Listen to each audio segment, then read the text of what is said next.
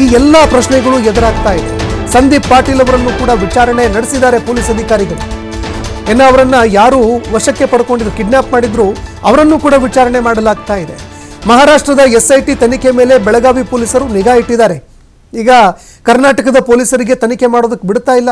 ಬೆಳಗಾವಿ ಪೊಲೀಸರಿಗೆ ಈ ವಿಚಾರದಲ್ಲಿ ಅವರನ್ನ ಪ್ರಶ್ನೆಗಳನ್ನು ಮಾಡೋದಕ್ಕೆ, ವಿಚಾರಣೆ ಮಾಡೋದಕ್ಕೆ ಅವಕಾಶ ಮಾಡಿಕೊಡ್ತಾ ಇಲ್ಲ.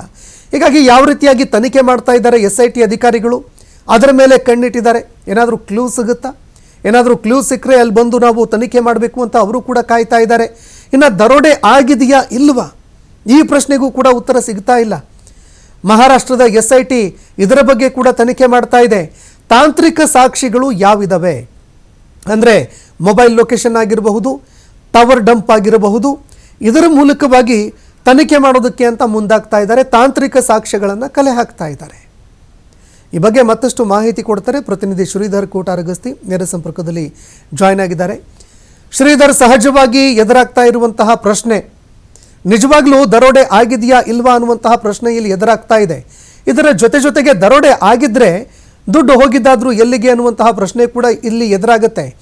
ಕರ್ನಾಟಕದ ಪೊಲೀಸರಿಗೆ ವಿಚಾರಣೆ ಮಾಡೋದಕ್ಕೆ ಬಿಡ್ತಾ ಇಲ್ಲ, ಸರಿಯಾಗಿ ಸ್ಪಂದನೆ ಕೊಡ್ತಾ ಇಲ್ಲ SIT ತಂಡ. ತನಿಖೆ ಯಾವ ರೀತಿಯಾಗಿ ನಡೀತಾ ಇದೆ, ಎಲ್ಲಿಗೆ ಬಂತು ಈ ತನಿಖೆ, ಈ ಬಗ್ಗೆ ಮತ್ತಷ್ಟು ಮಾಹಿತಿ ಕೊಡೋದಾದ್ರೆ.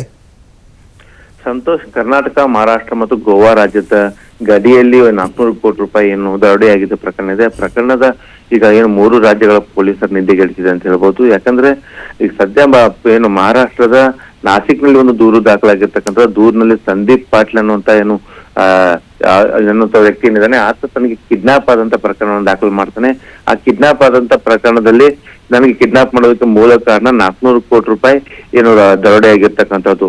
ಗೋವಾದಿಂದ ಕರ್ನಾಟಕ ಮಾರ್ಗವಾಗಿ ಮಹಾರಾಷ್ಟ್ರಕ್ಕೆ ಬರ್ತಿರ್ತಕ್ಕಂಥ 400 ಕೋಟಿ ರೂಪಾಯಿ ತುಂಬಿಕೊಂಡಂತ ಕಂಟೈನರ್ ವಾಹನಗಳೇನಿದಾವೆ ಅದು ಚೋರ್ಲಾ ಘಾಟ್ನಲ್ಲಿ ಒಂದು ದರೋಡೆ ಆಗಿದೆ.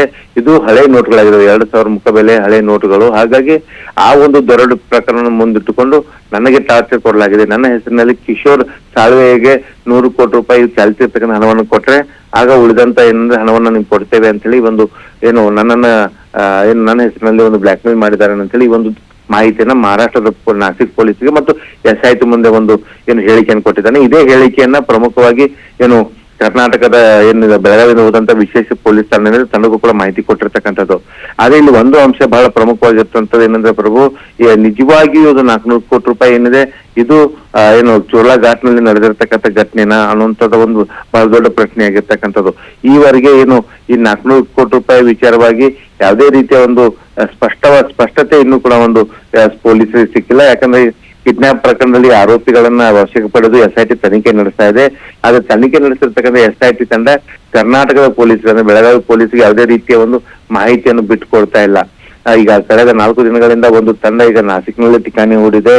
ಈಗ ಏನು ಅರೆಸ್ಟ್ ಈಗಾಗಲೇ ಏನು ಬೆಳಗಾವಿ ಪೊಲೀಸರು ಸಂದೀಪ್ ಪಾಟೀಲ್ ಹೇಳಿಕೆಯನ್ನು ಪಡೆದುಕೊಂಡಿದ್ದಾರೆ. ಏನು ಸಂದೀಪ್ ಪಾಟೀಲ್ ವಿಡಿಯೋ ಹೇಳಿಕೆಯನ್ನು ಬಿಡುಗಡೆ ಮಾಡಿದ್ದು ಅದೇ ವಿಚಾರಗಳನ್ನ ಏನು ಕರ್ನಾಟಕದ ಪೊಲೀಸ್ ಮುಂದೆ ಹೇಳ್ಕೊಂಡಿರ್ತಕ್ಕಂಥದ್ದು. ಆದ್ರೆ ಸಂದೀಪ್ ಪಾಟೀಲ್ ಯಾವುದೇ ಒಂದು ಕಂಟೈನಲ್ಲಿ ಹಣವನ್ನ ಭರಿಸೋದಾಗ್ಲಿ ಅಥವಾ ಹಣವನ್ನ ತೆಗೆದುಕೊಂಡು ಹೋಗುವಂತದ್ದಾಗಿರ್ಲಿ ಅಥವಾ ಹಣವನ್ನ ರಾಬರಿ ಆಗುವಂತಾಗಿರ್ಬೋದು, ಇದು ಯಾವುದನ್ನು ಕೂಡ ಅವ್ರು ಕಣ್ಣಾರೆ ಕಂಡಿಲ್ಲ. ಆದ್ರೆ ಇದು ಕಿಡ್ನಾಪರ್ಗಳು ಹೇಳಿದ ಮಾತನ್ನೇ ಆತ ದೂರಿನಲ್ಲಿ ಉಲ್ಲೇಖ ಮಾಡಿದ್ದಾನೆ. ಅದೇ ವಿಚಾರವನ್ನು ಇಟ್ಕೊಂಡು ಈಗ ಏನು ಮಹಾರಾಷ್ಟ್ರದ ನಾಸಿಕ್ ಪೊಲೀಸ್ ಆಗಿರ್ಬೋದು ಮತ್ತೆ SIT ತನಿಖೆ ನಡೆಸಿರ್ತಕ್ಕಂಥದ್ದು.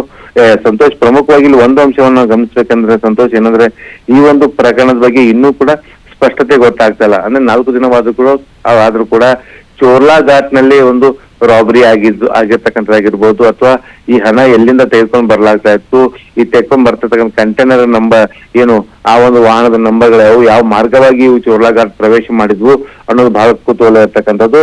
ಈಗ ಅದರಿಂದ ಪ್ರಮುಖವಾಗಿ ಏನು ಮಹಾರಾಷ್ಟ್ರದ SIT ಪೊಲೀಸ್ ವಶದಲ್ಲಿರ್ತಕ್ಕಂಥ ಆರೋಪಿಗಳನ್ನ ತೀವ್ರ ಒಂದು ವಿಚಾರಣೆಯನ್ನು ಒಳಪಡಿಸ್ತಾ ಇದ್ದಾರೆ. ಜೊತೆಗೆ ಇಡೀ ಒಂದು ಪ್ರಕರಣದ ಕಿಂಗ್ ಪಿನ್ ಆಗಿರ್ತಕ್ಕಂಥ ಕಿಶೋರ್ ಸಾಳ್ವೆ ಬೆನ್ನು ಬಿದ್ದಿರ್ತಕ್ಕಂಥದ್ದು.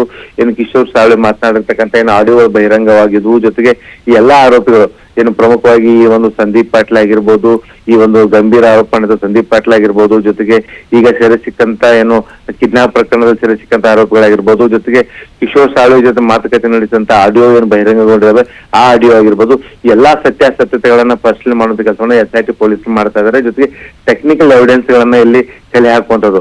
ಅಂದ್ರೆ ಸಂತೋಷ, ಈ ಒಂದು ಏನು ಸಂದೀಪ್ ಪಾಟೀಲ್ ಏನೋ ಒಂದು ಆರೋಪ ಮಾಡ್ತಾ ಇದ್ದಾನೆ, ಚೋರ್ಲಾ ಘಾಟ್ಗೆ ನಾನು ಹೋಗೇ ಇಲ್ಲ, ನಾನು ನೋಡೇ ಇಲ್ಲ ಅಂತ ಹೇಳುವಂತ ಸಂದೀಪ್ ಪಾಟೀಲ್, ಆತ ಕಳೆದ 1 ವರ್ಷದಲ್ಲಿ ಎಷ್ಟು ಬಾರಿ ಗೋವಾಕ್ಕೆ ಹೋಗಿದ್ದಾನೆ, ಎಷ್ಟು ಬಾರಿ ಚೋರ್ಲಾಘಾಟ್ನಲ್ಲಿ ಆತ ಆ ಒಂದು ಭಾಗದಲ್ಲಿ ನಾವು ಹೋರಾಟ ನಡೆಸಿದಾನ, ಈ ಒಂದು ಅರೆಸ್ಟ್ ಆಗಿರ್ತಕ್ಕಂಥ ಆರೋಪಿಗಳಿದ್ದಾರೆ. ಈ ಆರೋಪಿಗಳ ಜೊತೆ ಸಂದೀಪ್ ಪಾಟೀಲ್ ಒಡನಾಟ ಹೇಗಿತ್ತು, ಹಾಗಾದ್ರೆ ಈ ಸಂದೀಪ್ ಪಾಟೀಲ್ ಹೆಸರಲ್ಲಿ 100 ಕೋಟಿ ರೂಪಾಯಿ ಕಿಶೋರ್ ಸಾಳ್ವೆಗೆ ಡಿಮಾಂಡ್ ಮಾಡಿದ್ಯಾರು, ಸಂದೀಪ್ ಪಾಟೀಲ್ನ ಈ ಒಂದು ಗ್ಯಾಂಗ್ ನೇತೃತ್ವ ವಹಿಸ್ಕೊಂಡು ಏನ್ ಮಾಡಿದ್ವು, ಅಥವಾ ಸಂದೀಪ್ ಪಾಟೀಲ್ ಹೆಸರನ್ನು ಮುಂದಿಟ್ಟುಕೊಂಡು ಬೇರೆಯವರು ಯಾರಾದ್ರೂ ಮಾಡಿದ್ರ ಅನ್ನೋಂಥ ಎಲ್ಲಾ ಆಯಾಮಗಳಲ್ಲಿ ಒಂದು ತನಿಖೆಯನ್ನ ಈಗ ಏನು SIT ಪೊಲೀಸ್ ನಡೆಸ್ತಾ ಇದ್ದಾರೆ. ಅದು ಒಂದು ಖಚಿತ ಆಗ್ಬೇಕಂದ್ರೆ ಏನು ಪ್ರಮುಖವಾಗಿ ಕಿಂಗ್ ಪಿನ್ ಆಗಿರ್ತಕ್ಕಂಥ ಕಿಶೋರ್ ಸಾಳ್ವೆ ಏನು SIT ಪೊಲೀಸರು ಬಂಧಿಸಿದ ಬಳಿಕ ಈ ಒಂದು ಪ್ರಕರಣದ ಬಗ್ಗೆ ಸ್ಪಷ್ಟತೆ ಗೊತ್ತಾಗುತ್ತೆ. ಯಾಕಂದ್ರೆ ಗೋವಾದಿಂದ ಕರ್ನಾಟಕ ಮಾರ್ಗವಾಗಿ ಮಹಾರಾಷ್ಟ್ರಕ್ಕೆ ಹೊರಟಂತ ಇದು 400 ಕೋಟಿ ರೂಪಾಯಿ ಇದೆ. ಈ ಒಂದು ಹಣ ಎಕ್ಸ್ಚೇಂಜ್ ಆಗುವಂತದ್ದು ಅಂದ್ರೆ ಒಂದು ಆಶ್ರಮದಲ್ಲಿ, ಗುಜರಾತ್ ಮೂಲದ ಆಶ್ರಮದಲ್ಲಿ, ಗುಜರಾತ್ನ ಒಂದು ಪ್ರಭಾವಿ ರಾಜಕಾರಣಿಗೆ ಈ ಹಣ ಸೇರಿದ್ದು ಅನ್ನುವಂತ ಮಾತನ್ನು ಕೂಡ ಈ ಒಂದು ಆಡಿಯೋದಲ್ಲಿ ಕೇಳಿ ಬಂದಂತ ಅಂಶಗಳಂತ ಹೇಳ್ಬೋದು.